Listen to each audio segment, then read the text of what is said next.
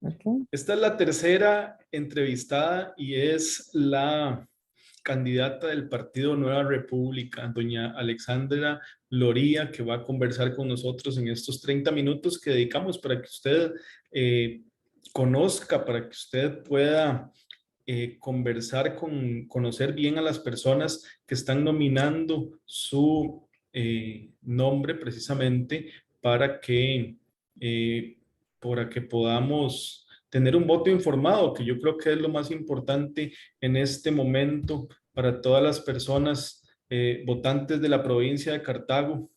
Doña Alexandra, bienvenida. La verdad es que es un placer conversar con usted y también agradecerle por aceptar la invitación que le hicimos a conversar y a hablar con los cartagineses.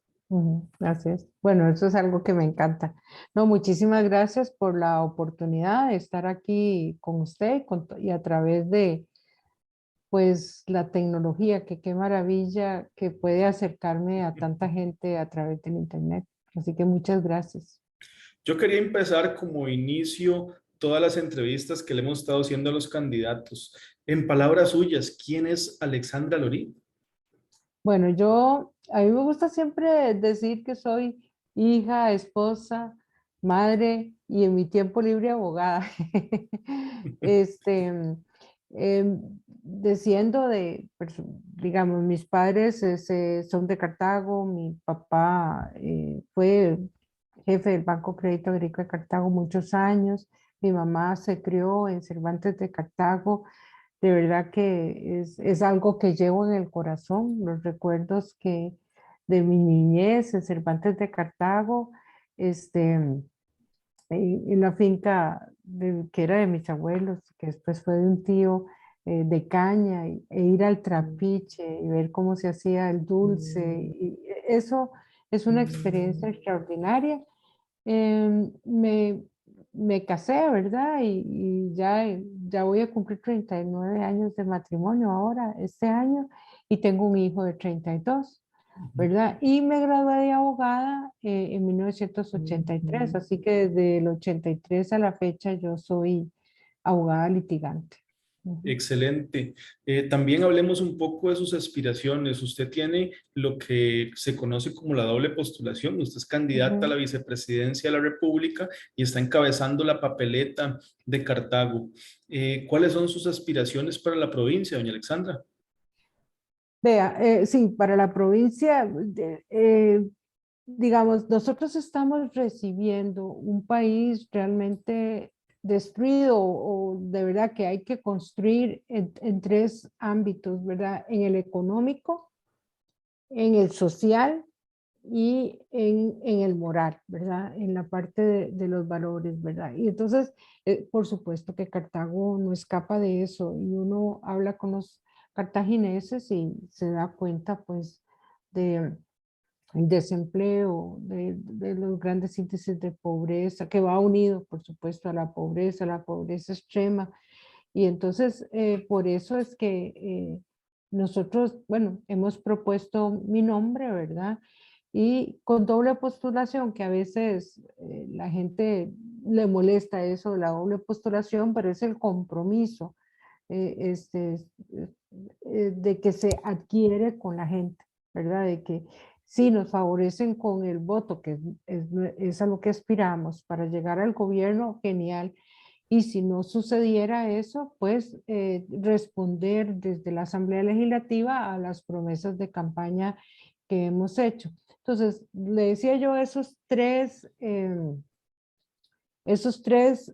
pilares o tres problemas que tenemos, que es el económico. Bueno, para el económico, Nueva República tiene el plan 1414, que es algo que va a ayudar muchísimo a Cartago, bueno, para la reducción de empleo, ¿verdad? ¿Por qué? Porque vamos a reactivar la economía. ¿Cómo? Porque muchos le preguntan a uno, pero ¿cómo la va a reactivar? Bueno, empezando con una reducción de combustibles que se puede lograr si se compra combustibles con un sistema diferente al actual, que es previamente, se compra desde antes de combustible, entonces puede llegar a ver, según nuestros expertos, una economía hasta de 200 colones. Y eso también iría unido dependiendo de ese precio, estudiar la posibilidad de bajar el precio de los combustibles. ¿Por qué?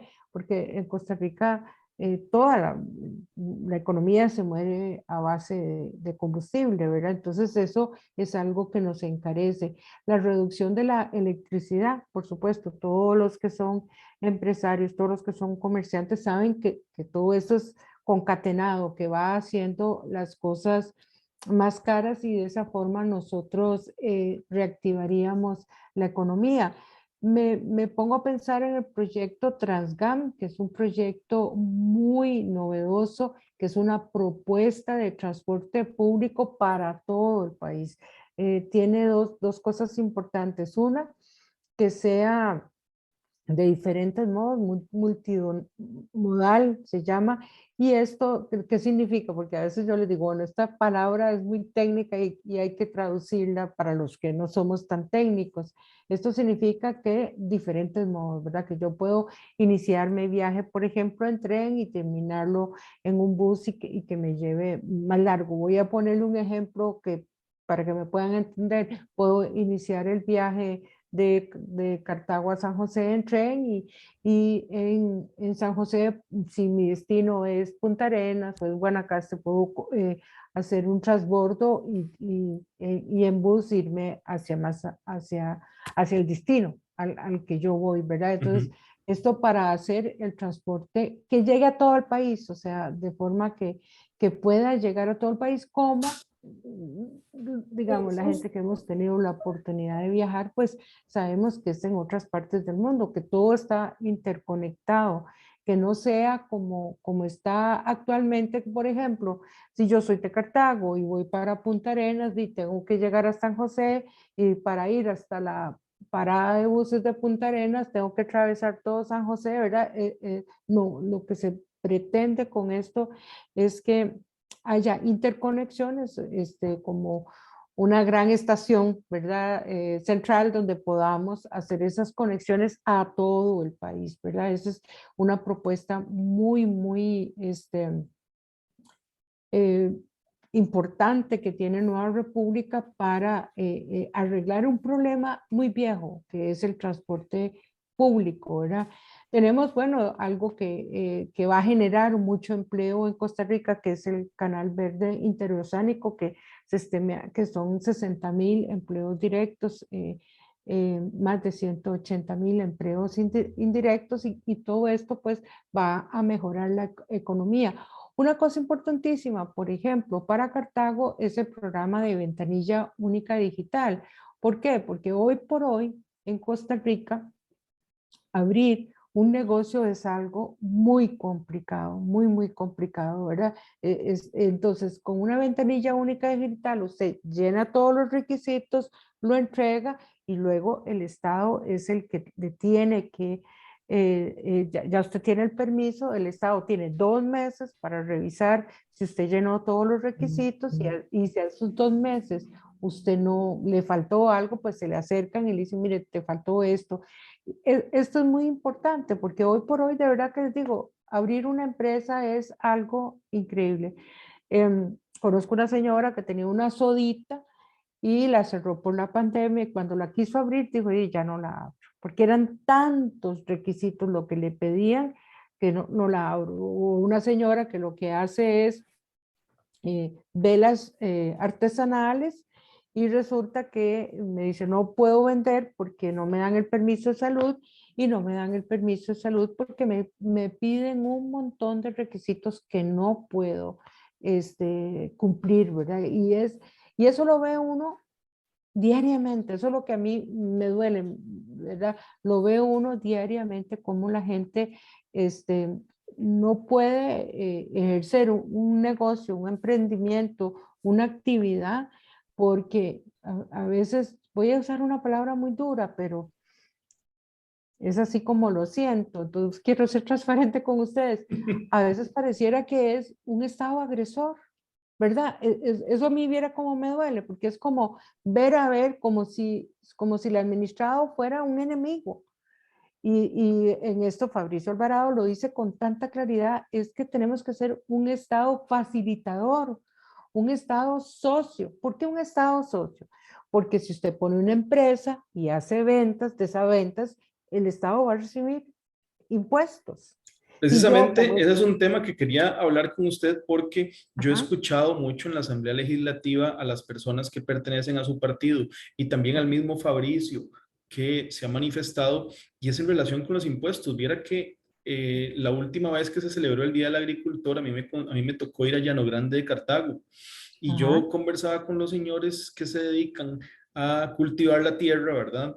Que ujú, además Cartago es una de las provincias que le da de comer prácticamente a los a todo el costarricenses. país, Y yo así le es. decía a ellos, ¿qué les gustaría a ustedes decirle a las autoridades? Y ellos lo que le decían es, vea, si las autoridades de verdad quieren celebrar el Día del Agricultor, que nos bajen los impuestos. Vea, esa es una propuesta. Yo no sé si usted se recordará que yo estuve 2 meses, 10 días en la Asamblea Legislativa cuando Fabricio renunció en el 2018 y era muy convulso, ¿verdad? Era una revolución, imagínense, en 2 meses, 10 días que puede hacer uno, ¿verdad? Claro. Eh, este, una de las cosas, de las experiencias que yo agradezco más haber vivido es el haber estado en la Comisión de Impuestos, ¿verdad? Estuve ahí y yo le digo, yo di un dictamen negativo a esos impuestos porque no puede ser que quieran ponerle impuesto absolutamente a todo. Y recuerdo en la comisión llegar a los agricultores, decirnos la preocupación de que estábamos hablando de impuestos, de que en otros países los agricultores tienen préstamos blandos o tienen ayudas de los gobiernos que aquí no tienen y que aquí más bien lo que estábamos era poniendo un impuesto, ¿verdad? Pero eso no, digamos, en los agricultores, que el fin de semana estuve con ellos y me decían la necesidad que tienen de ese Estado, que sea un Estado facilitador, que Ujú. no sea, de verdad que yo lo pongo así como un Estado agresor, porque si alguien quiere ponerse en ley con la caja costarricense, llega a la caja y le revisan todo para atrás y le sacan una factura gigantesca y cuando uno como abogado le dice a Ujú. la caja, mire, esto está prescrito, tiene más de 10 años lo que me está Ujú. cobrando, le dicen, vaya a la corte y pelee, pero esto está prescrito, ya pasó el tiempo, no, Claro. vaya a la corte, gaste plata y pelee, Ahora que ¿verdad? usted mencionaba esos dos meses que estuvo ejerciendo el cargo de diputada, yo quería preguntarle entonces, ¿usted siente que esa experiencia le puede ayudar de llegar otra vez a la Asamblea Legislativa? Porque uno ve, por ejemplo, y muchos de los incluso diputados que llegaron con Restauración Nacional y que llegaron por la imagen y por el ánimo que despertó Fabricio en las personas, que después muchos se quedaron incluso en Restauración Nacional, no volvieron a Nueva República, se les notaba que les costó mucho ese aprendizaje en el Congreso. Incluso muchos, uno podría decir que están terminando su mandato y todavía no los ve uno como muy maduros políticamente dentro de la Asamblea Legislativa. Esos 2 meses, ¿qué le enseñaron a usted, doña Alexandra? Vea, bueno, yo tenía la ventaja, voy a ser modesta, ¿verdad? Qué pena.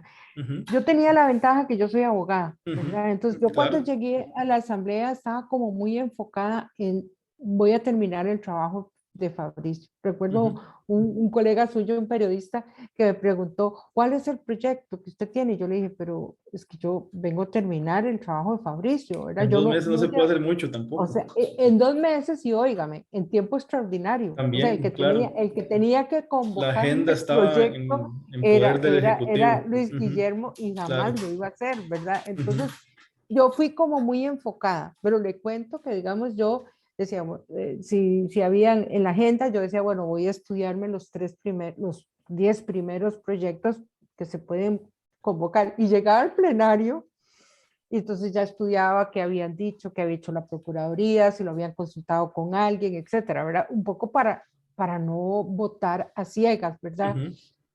Y llegaba al plenario y me cambiaban el orden del día. Se puede imaginar la frustración, Claro, por ¿verdad? O sea, supuesto. entonces toda esa experiencia me dejó. Por eso es que el único proceso de ley que viví hasta que se dictaminó fue el de impuestos y por eso le digo, yo agradezco esa experiencia porque viví, se vio por vía rápida y viví ese proceso por lo menos hasta que se dictaminó. Parte de los alegatos que yo hice en el plenario para oponerme a los impuestos es que no puede ser que usted le ponga a la canasta básica un impuesto y yo no, o sea, no hay forma que usted me convenza de que eso está correcto. La trazabilidad, por ejemplo, que hablaba Wilmer Ramos en Ellos ese decían, momento, ¿verdad? sí, pero vea, la trazabilidad. Le voy a contar una cosa. Uno de lo que yo me oponía era al impuesto a los servicios médicos. Bueno, A y mí, disculpe que le interrumpa, pero hasta el mismo José María Villalta hablaba en este periodo de la trazabilidad en el impuesto, ¿verdad? A la canasta básica. sí, pero ¿Qué coincidencias más extrañas? más extraño, pero yo lo que le quiero decir es, Ujú, por ejemplo, si yo voy donde mi dentista y pago ujú. la factura con tarjeta de crédito, me cobran en la factura el impuesto y luego, como pagué con tarjeta de Se crédito, lo lo devuelven. devuelven, Ahí claro. ya quedó la Ujú, trazabilidad. claro. Ahí ya, o sea, ahí ya quedó la trazabilidad. Ujú, No, o sea, de hecho, yo siempre que voy donde mi dentista, pago con tarjeta de crédito porque a mí no es un lujo. claro. O sea, es algo de salud. Y Ujú, como le digo, es uno de los impuestos que yo siempre me opuse. O sea, claro. me impuse al impuesto a la educación. Es que no hay forma, de verdad se lo digo, no hay forma de que usted me convenza de que uno tenga que ponerle un impuesto a la educación. La persona está mejorando. Los niños, o sea, entonces le decían a uno, es que si tiene plata para un colegio privado, tiene plata para el impuesto. ¿Quién le dice eso a usted? En Costa Rica la clase media hace un Un esfuerzo esfuerzo grandísimo, extraordinario claro. y además le ahorra al Estado la educación de sus hijos, lo paga de su propio peculio y además usted a esa persona le va a cobrar un impuesto. E igual se lo digo con los servicios de salud. Yo Claro. conozco un adulto mayor que se cayó y se quebró la cadera y le dijeron que tenía que esperarse, yo no sé si 2 o 3 meses porque no había el repuesto que le iban a poner, o sea, la parte en la caja que hicieron los hijos. Cada uno puso su tarjeta de crédito y la pasó por 1,500,000 cada uno. ¿Verdad? No es gente rica, ¿verdad? Y usted a esa gente además le va a cobrar impuesto. Eso es básicamente por eso fue que yo estaba, era una cuestión de conciencia social, que Y yo estaba Alexandra, por totalmente ejemplo, por. en este momento me imagino que ya Nueva República le va a hacer la guerra a los impuestos, bueno, y le está haciendo la guerra a los impuestos desde la Asamblea Legislativa a los diputados independientes. Están declarados, Digamos, ustedes les tienen declarada la guerra a los impuestos, por decirlo así. la guerra a los impuestos, porque hay que ver una cosa. A veces la gente le cuesta, a veces cuesta entender un poco eso, pero se puede. Si usted tiene un impuesto muy alto, ¿verdad? ¿Qué es lo que sucede? La gente no va a hacer las compras, no se va a reactivar la economía y al Estado le va a entrar menos. O puede suceder que la gente se pasa al sector informal. Claro, Entonces, voy a ponerle un ejemplo. La muchacha que corta pelo le va a decir a usted, ¿con factura o sin factura? Bueno, si me paga en efectivo, sin factura, le doy el servicio. o ¿Cuánto por le entró al simple ahora. Estado? ¿Verdad? Ujú. ¿Cuánto le entró al Estado? Nada. 0 colones, claro. O sea, como dice nuestro pueblo, todo buchón muere pelón. Ujú. ¿Verdad? Entonces, lo que hay que entender es que si yo soy una empresaria, por más o soy una MIPYMES, ¿verdad? Yo prefiero estar legal y pagar un poquitito, ¿verdad? Y entonces, si me dan la posibilidad de pagar un poquitito. Ujú. Pero Ahora, si el ujú, impuesto es muy alto, ¿qué es lo que sucede? Digamos, la informalidad creció un montón. claro. Y entonces con la informalidad no le ingresó al Estado el dinero. Y estamos hablando de la Caja Costarricense del Seguro Social, estamos Vea, hablando no solamente del Ministerio de Hacienda, ¿verdad? así es, no solo Hacienda, sino que eso va concatenado, Ujú, ¿verdad? Entonces, por ejemplo, en el Seguro Social, es un problema con los trabajadores independientes. Se lo digo porque yo soy trabajadora independiente, soy abogada litigante. Parece que tuvieran una regla diferente, o sea, que miden diferente a los trabajadores independientes de los trabajadores que estamos, digamos, ¿cómo se llama? En planilla, ¿verdad? Y En eso es una planilla, diferencia que uno nos explica, porque al fin y al es correcto, cabo no es es justo, correcto. no es Y justo, como no le, están midiendo, digamos, con la misma, ¿verdad? no, y como le digo, si usted, digamos, si yo tengo un colaborador, lo meto en planilla y ya, nadie me le revisa para atrás. A un Claro. trabajador independiente no, le revisan Ujú. todo para atrás Toda y la le vida, quieren cobrar, claro. ah, Toda la eh, vida eh, laboral le revisan. toda la vida, sí. Y Ujú. de hecho, yo le digo, porque he defendido casos de Claro. trabajadores independientes, uno que me dijo, vea, yo empecé en el 2005 con la ley que puso lo de la obligación del trabajador independiente. Me dice, yo empecé en el 2005 y pagué lo que la caja me dijo que pagara. O sea, me vino una persona de la caja, me pidió los documentos, yo se los di y pagué. Ahora resulta que 10 años después vienen y le revisan todo para atrás y le Ujú. quieren cobrar todo para atrás, 12 millones de colones, pero él toda la vida ha estado pagando lo que la caja le dijo que tenía que pagar y Claro. la caja le hace los aumentos. Ujú. La caja le hace los aumentos correspondientes, pero de repente le revisan todo para atrás y entonces las reglas no están claras en el trabajador independiente con el problema que sucede y que esas personas, muchas de ellas tienen que ser o no pueden pagar ese monto. Entonces resulta Ujú. que si usted no puede pagar esa factura sorpresiva que le hace la caja de 15 años para atrás, de 12 millones de colones o de 6 millones de colones o que le vayan a cobrar, usted no tiene acceso a la salud. Vea qué grave, Claro. ¿verdad? O sea, es muy grave. Entonces, yo por eso le digo, a veces yo siento que es como un estado agresor, Ujú. como quiero vigilarlo a usted y voy a pescarlo en una falta, Yo como si uno creo, fuera el doña enemigo. Alexandra, que uno ve al Ministerio de Hacienda como, bueno, no solamente en nuestro país, creo que en muchos países en los cuales es un ente poderoso y los impuestos son el mecanismo con el cual financian al Estado, como prácticamente una policía que está vigilando y está viendo cómo busca ahora con, por ejemplo, los impuestos a las casas de lujo, que quieren ampliar un margen para meter casas que no son de lujo ahí, ¿verdad? Pero yo lo que quería preguntarle en cuanto a Ajá. los impuestos es que uno entiende muy bien que la intención de ciertos grupos por un asunto ideológico, evidentemente, ¿verdad? De Ajá. que los impuestos no son la solución y creo que muchas personas también lo pensamos así y creemos que tal vez elevando, digamos, ese margen de personas que puedan cotizar tanto a la caja como formalizarse, puede ser que los impuestos no necesariamente sean tan altos, ¿verdad? Pero el Ajá. problema es que cuando me imagino yo que un gobierno entra abre las puertas de casa presidencial y se instala, le tocan la puerta y le dicen, el otro mes tiene que pagar salarios, ¿verdad? Ujú. Y es una cantidad de salarios, es una cantidad de instituciones que es un cambio que se puede dar, pero no se puede dar, digamos, de la noche a la mañana también, ¿verdad? Y es un poco lo que hay que tener en cuenta, Bueno, ¿verdad?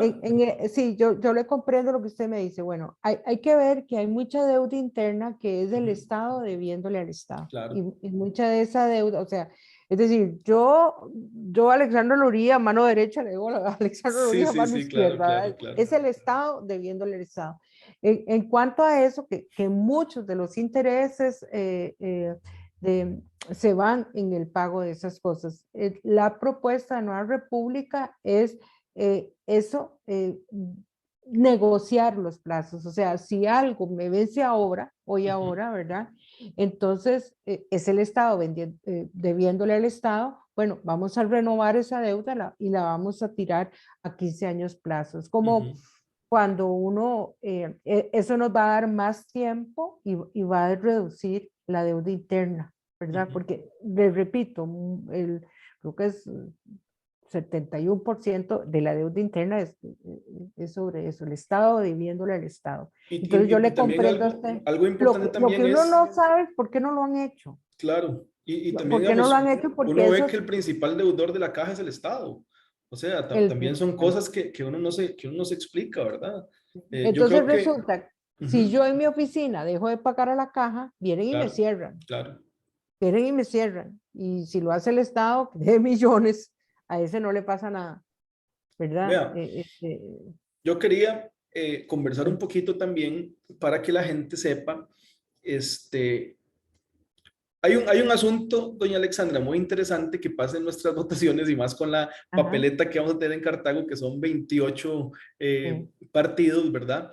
Y es que ahí en esa papeleta no van a ver su cara, no van a ver su nombre, simplemente van a votar por Nueva República, ¿verdad? ajá, Cuando hablamos de Nueva República, hablamos de un partido que podemos considerar nuevo, hablamos de un partido que sufre una metamorfosis con el liderazgo de don Fabricio, con las personas que lo han acompañado o que lo han acompañado en los últimos años en las elecciones anteriores, ¿verdad?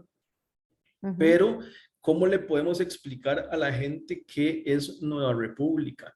Porque, ujú, como le digo yo siento que es un partido nuevo, pero es un partido que, por ejemplo, es el único partido nuevo que tiene ujú. diputados en la Asamblea Legislativa, ¿verdad? Es Aunque parezca así, es extraño, pero es correcto. así.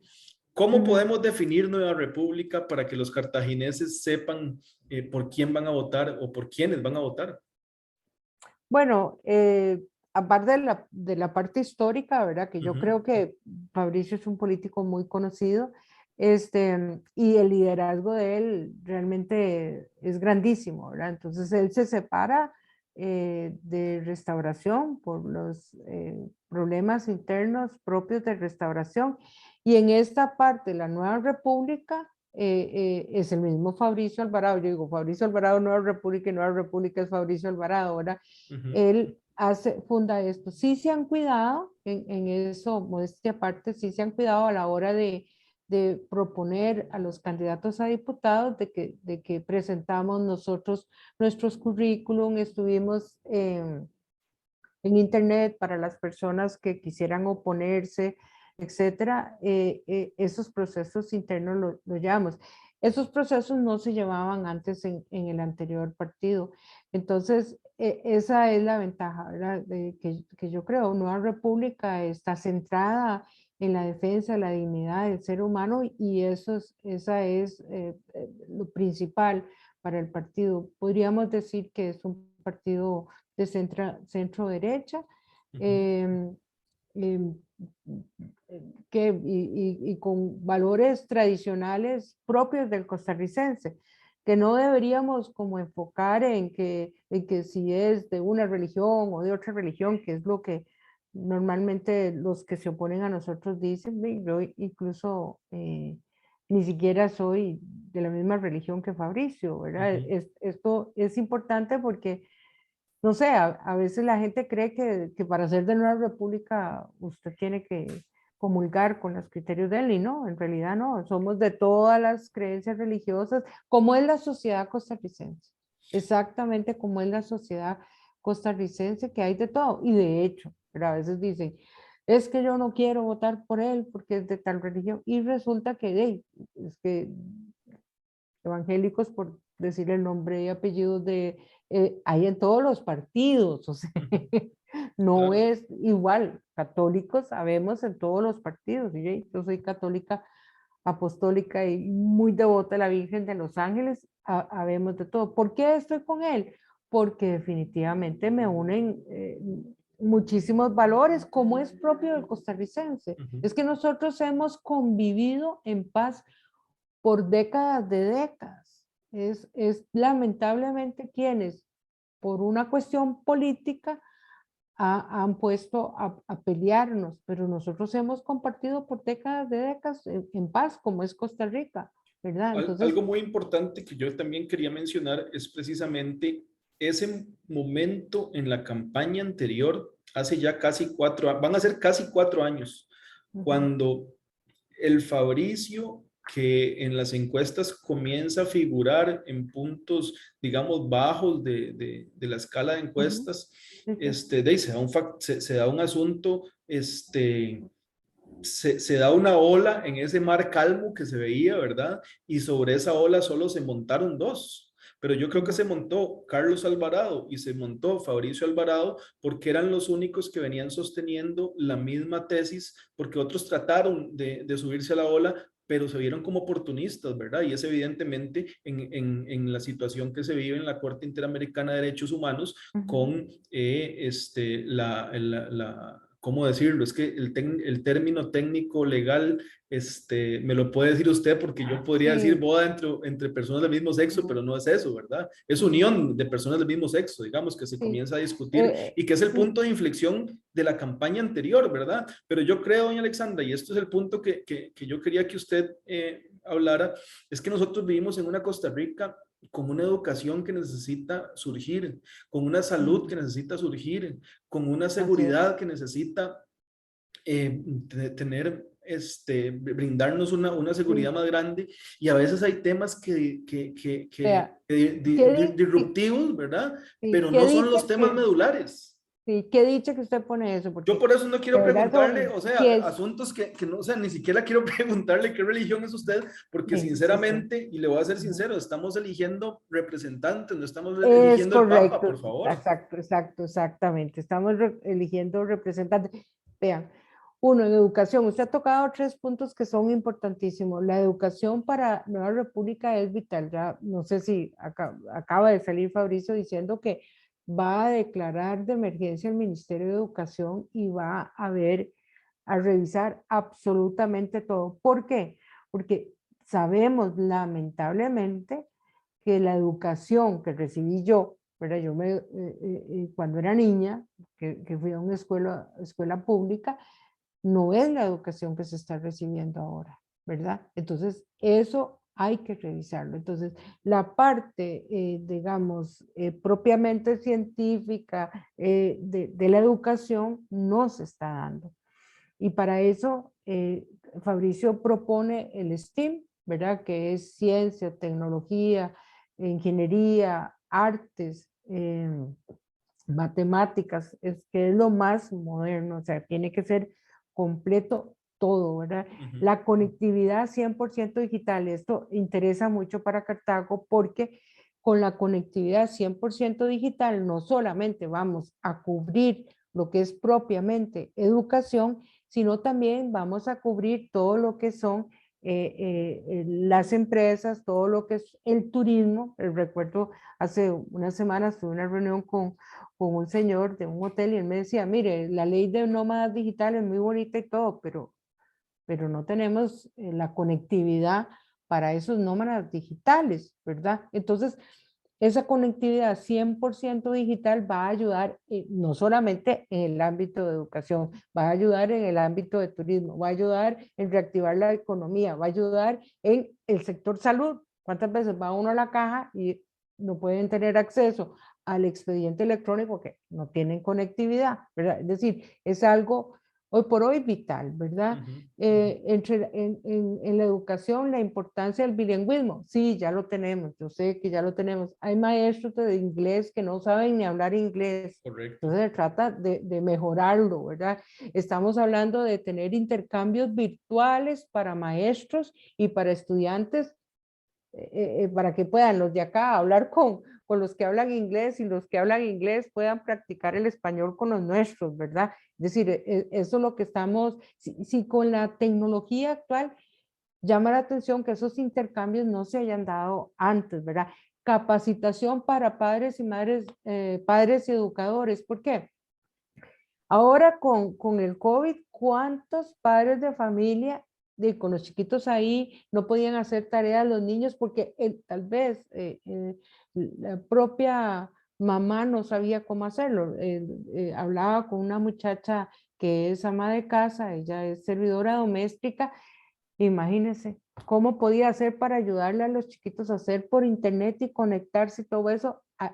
Hay que pensar en que no todo el mundo tiene la educación que bendito sea Dios, otros tenemos, ¿verdad? Ujú. Esto es una preocupación que yo siempre he tenido, ¿verdad? Porque ahora con todo lo de la firma digital y todo, que para ciertos trámites del Banco Central se necesita la firma digital y usted no puede hacer el trámite, sino usted oye personas, agricultores humildes o así que dicen, ay, es que yo no sé manejar la firma digital, ¿verdad? Entonces, esa capacitación también se tiene que dar para adultos y ayudarles, porque si no, recuerdo esa queja de ese señor que decía, todos los años tengo que ir donde el abogado que me haga esa declaración para el Banco Central porque yo no puedo hacerla. Y es un trámite relativamente sencillo. Fácil, claro. Claro, es sencillo para mí. Claro. Le cuento que la primera vez que lo hice no fue tan sencillo, ahora para mí, Sí, sí, sí, ¿verdad? sí. Seamos honestos, Sí, sí, seamos sí, uno va honestos. aprendiendo. No, Uno no, va pero es que las aprendiendo. brechas digitales, conforme pasa el tiempo, independientemente la educación que tenga uno, se van acortando, pero hay gente que lamentablemente no tiene el mismo acceso, ¿verdad? Que tenemos nosotros que somos Eso tan es. privilegiados.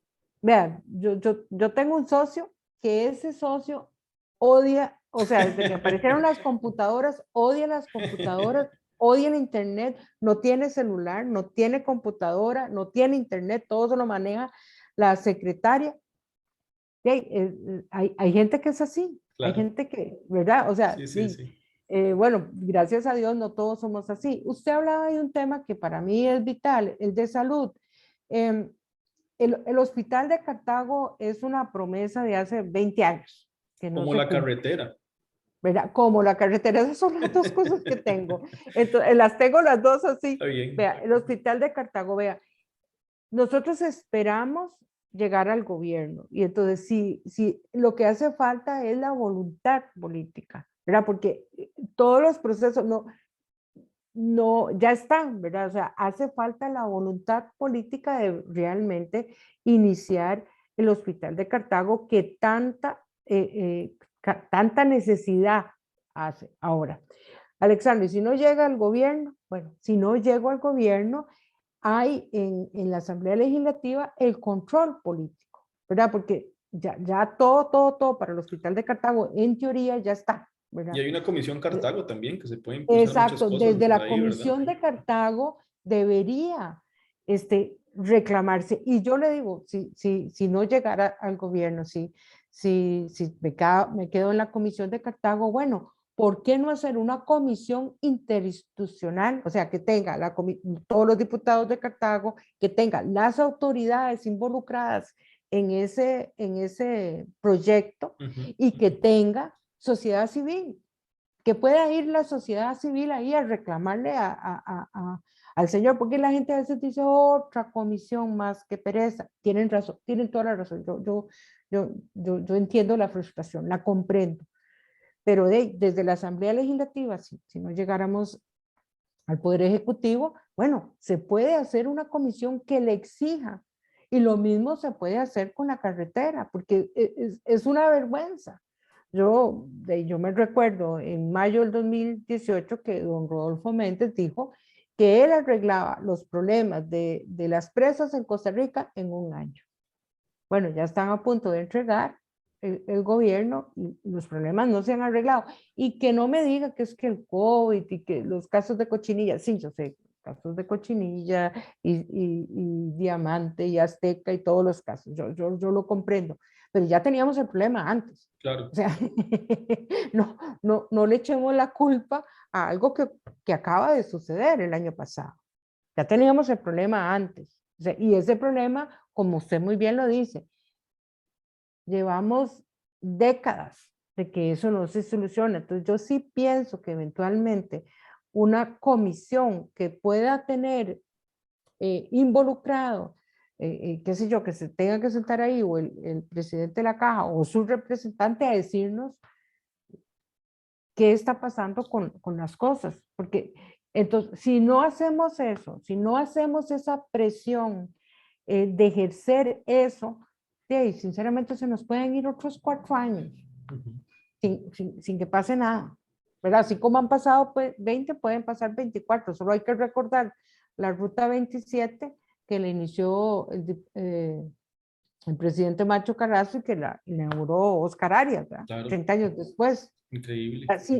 Es increíble. Si no se hace esa presión, ese control por parte de la ciudadanía, que tiene derecho a hacerlo, si no se hace ese control, tristemente van a seguir pasando esas cosas, ¿verdad? Para ir terminando ya y agradecerle también por el tiempo que se ha tomado, por ser tan amplia también, porque le dije que eran 30 minutos, pero yo creo que ya lo sobrepasamos hace rato. Sí, ya los pasamos. Yo quiero que usted me cuente, porque me imagino que una campaña política también se vive en las comunidades, en los 8 cantones de nuestra provincia, en los distritos, en los barrios. ¿Qué le ha dejado este recorrer Cartago a usted, doña Alexandra? Riqueza, porque siempre que uno está con el pueblo aprende tanto y sabe que otra cosa, una responsabilidad tan espantosa, de verdad que le digo que cuando en todos lados me dicen, no se olvide de nosotros, no se olvide de nosotros, yo le digo, yo eso lo tengo grabado en el corazón, ese no se olviden de nosotros, yo lo tengo grabado en el corazón y lo que hago es pedirle fuerzas a Dios para, si llegamos al gobierno, poderles cumplir, ¿verdad? Todo lo que estamos proponiendo. Costa Rica puede salir adelante. Tenemos proyectos extraordinarios y de verdad que sí le digo, aprende uno muchísimo del pueblo y esa responsabilidad de cumplir lo que hemos prometido. Eso es algo que llevo, de verdad que se los digo en el corazón, porque es como en todas las comunidades me dicen, no se olvide de nosotros, no se olvide de nosotros. Y ¿Verdad? lo último que hacemos siempre en las preguntas es Ujú. darle la posibilidad a usted que se imagine que está viendo a los ojos a un cartaginés. ¿Qué le diría en este momento a un ciudadano, una ciudadana cartaginesa que va a ejercer su voto para que la tome en consideración a usted también? Lo que le diría es que la esperanza va a ganar, que no hay que perder la esperanza. Me he encontrado un pueblo muy desesperanzado. Yo le diría que no hay que perder la esperanza y que juntos podemos sacar adelante este país.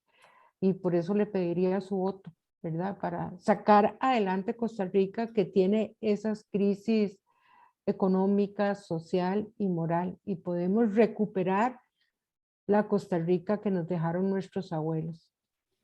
Yo le agradezco mucho, Alexandra, el tiempo que No. se ha tomado para conversar no solamente conmigo, sino todo con los cartagineses. Viera que hemos estado viendo los números que nos han mostrado las últimas entrevistas que hemos hecho y estamos llegando a cerca de 2.000 personas. Y yo creo que este esfuerzo, y se lo digo con toda transparencia y sinceridad, no es un esfuerzo económico porque aquí no estamos vendiendo publicidad, no es un esfuerzo politiquero porque aquí no estamos a favor de nada y es un esfuerzo simplemente para que los cartagineses de verdad tomen un voto informado. Yo creo que esa fue la gran experiencia que nos quedó hace 4 años. Yo creo que hay que conocer a los candidatos bien, hay que conocer a la gente para poder votar, porque si no conocemos Así a la es. persona, no podemos votar como se votaba antes, ¿verdad? Por una bandera y no por una persona. Yo creo que ahorita es más importante las personas que están a cargo de tomar las decisiones que los mismos partidos políticos que puedan representarlos. Yo le voy a ser muy honesto, para mí los partidos se han vuelto